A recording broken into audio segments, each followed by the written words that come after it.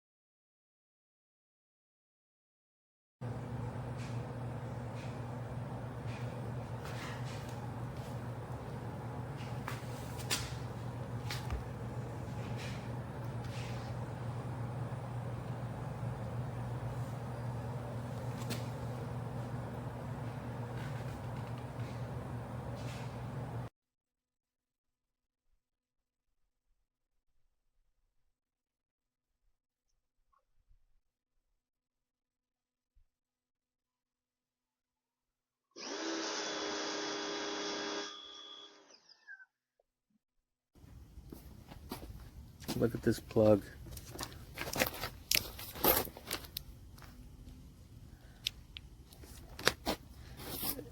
And it's tiny.